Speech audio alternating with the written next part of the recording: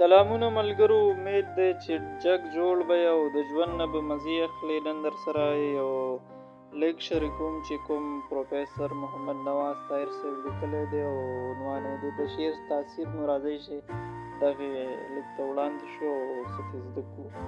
د یورپ یو محقق وایي چې په دنیاوي شغلونو کې د مصروفیت په سبب کوم قوتونه وده شي هغه شعر را بیداروي، او زمونږ د وړوکوالي هغه خالص او پاک جذبات کوم چې د غرض د هیري نه پاک وو هغه بیا تازه کوي.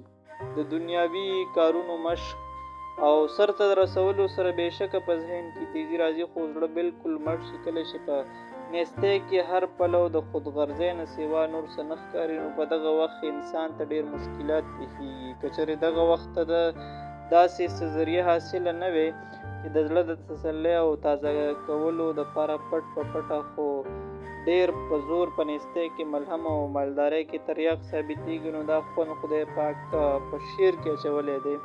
شعر موږ د محسوساتو د دایرې نه بهر کوي او تېره آینده حالتونه زموږ په موجوده حالت غالب کوي. د شعر اثر محض د عقل په ذریعه نه بلکې زیات د ذهن او ادراک په ذریعه په اخلاقو کېږي. پس هر یو قوم د خپل ذهن او د توان او ادراک د بلندۍ مطابق د شعر په ذریعه ښه اخلاق حاصلوي.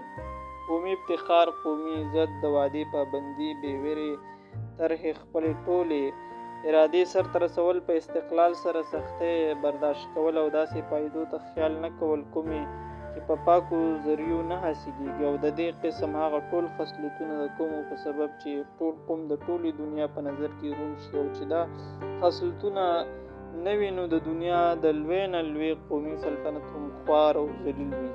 دا هر څه که په یو قوم کې بیخي د شعر په برکت نه پیدا کېږي، نو بېشکه چې زڼه یې د شعر په برکت راټوکېږي. که چېرې افلاطون په خپل خیالي آیین کې شاعران د وطن نه شړلو کې کامیاب شوی وی، نو هغه به هېڅکله هم په اخلاقو څه احسان نه وی کړی، بلکې نتیجه به یې دا وه چې بې خوږو، خودغرضه او د مروت نه پاکه داسې معاشره به قایمه شوې وه چې یو کار یا کوشش به یې هم بغیر د موقع او مصلحت محض د زړه په جوش او جذبه نه و. دغه وجه ده چې ټوله دنیا د شاعرانو عزت او ادب کوي.